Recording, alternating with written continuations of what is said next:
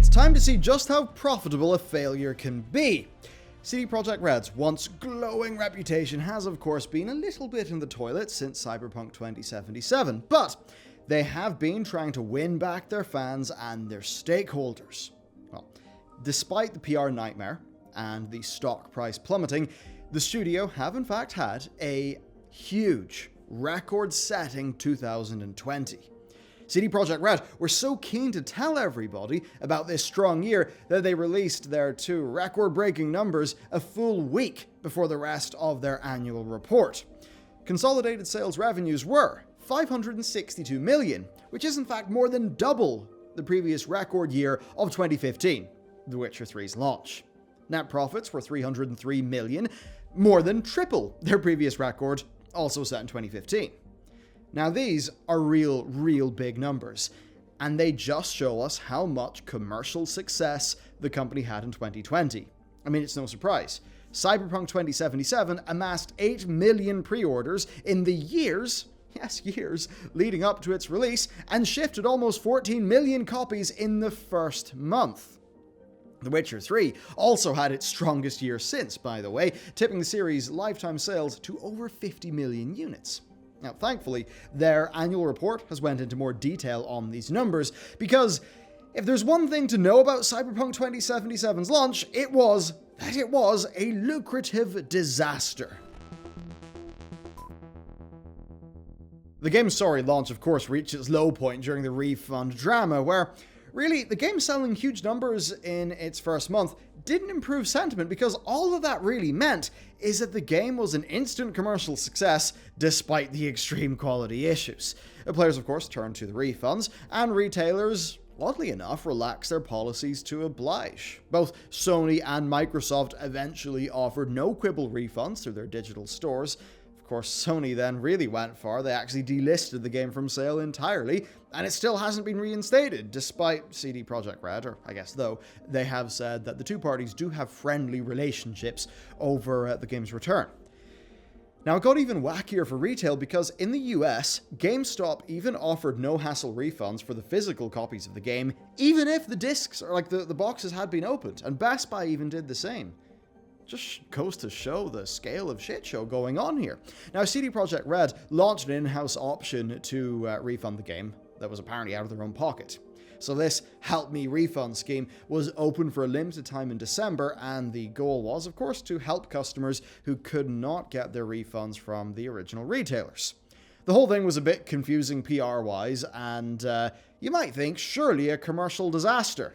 All these refunds, I mean, what's the good of all those sales if loads of those copies get returned?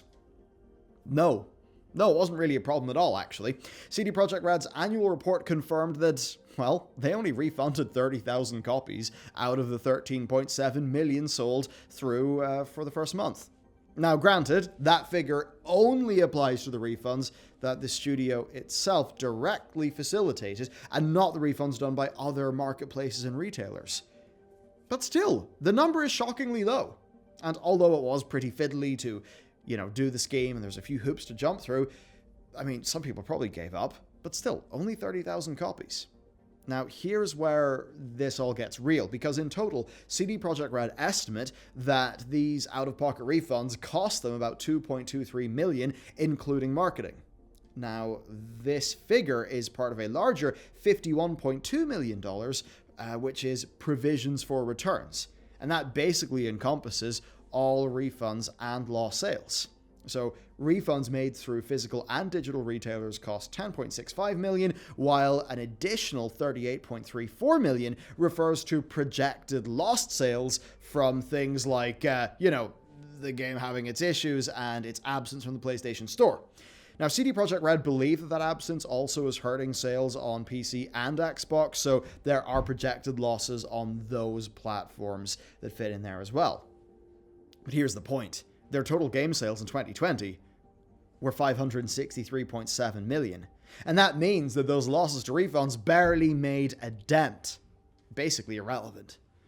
And all of this means that CD Projekt Red have managed to weather the Cyberpunk storm pretty damn well. I mean, assuming you ignore the massive reputational damage and the stock dropping like a lead balloon. It basically appears that studio management are happy to boast about all of these numbers, even in the face of their pretty damn obvious reputational issues right now. Now, of course, they have said that there are no plans to shelve Cyberpunk 2077, but in a message to shareholders, Adam Kaczynski admitted that the studio are, and I quote, proud of most of the pieces which made up the game. Their growth strategy from 2016 to 2020 was to, and I quote, enter uncharted territory, undertake risks, and make mistakes. And Kaczynski feels that they have achieved that. They certainly have, but I think that all comes off extremely tone-deaf, where basically they've done that, they've succeeded by all their own metrics, and the only person to lose out is, of course, the paying customer. So Cyberpunk 2077, of course, being a big success, regardless of the issues, it's going to serve as the studio's second pillar alongside The Witcher, and both of those franchises are going to build out the studio's future for years to come.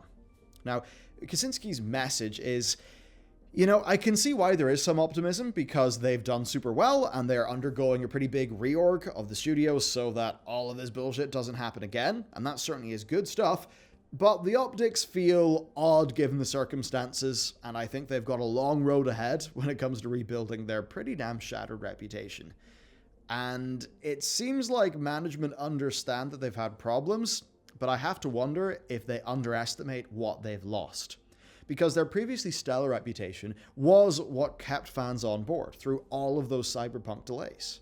And the belief was that the studio would take the time they needed to make the game great, just like with Witcher 3. And they always said, Cyberpunk 2077, ready when it's done. So it was purely the goodwill for the studio that kept people going, where they'd usually be pissed if it was any other AAA. But of course, they took all of that time, and the game was still an utter shambles when it came out. So they are going to need to tread extremely carefully with their next big projects, and I've got to say, any pre-orders there would be a bad idea.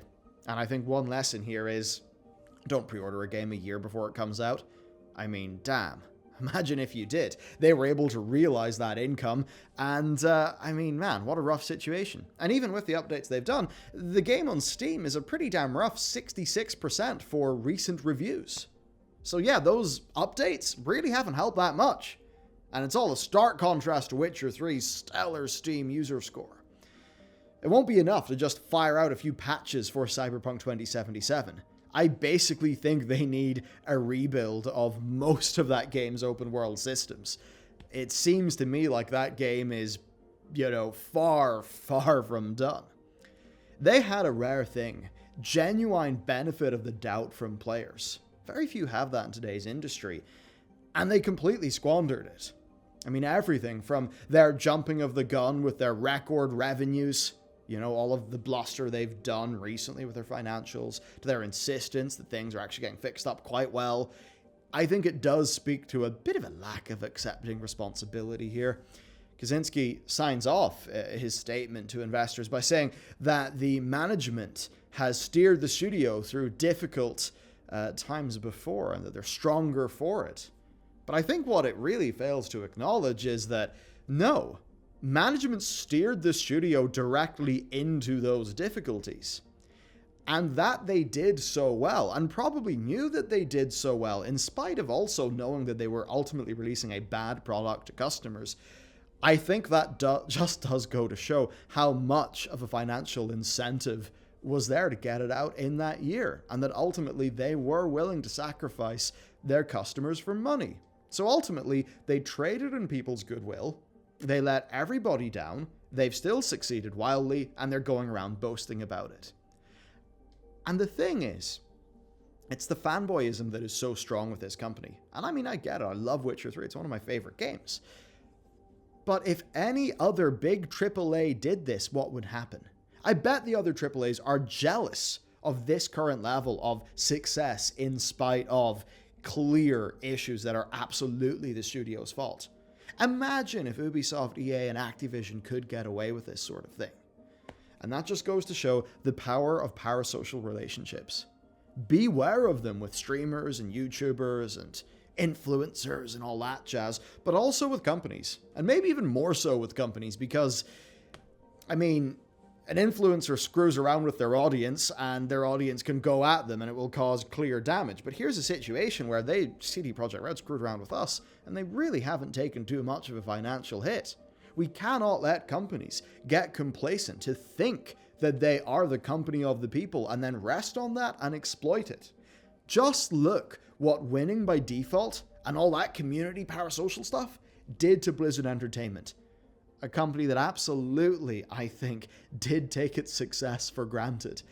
And I mean, that's why I think Blizzard are one of the more disruptable companies by others in the market these days. So there you go. That is our coverage of, well, the financial results of Cyberpunk 2077. If you'd like to support what we do, and there's a lot of things we do right now, there's more things we'll be doing soon. The way to do that, of course, is the Patreon. This month, and it's in the final few days of the month that has got the axe pin, also some fun mining goodness. So that is on our Patreon this month. If you want to get some cool loot, also support us. There's also the daily briefing and more things to come. So thank you for your support. With that said, I'll take my leave. Have a great day. I'll see you next time.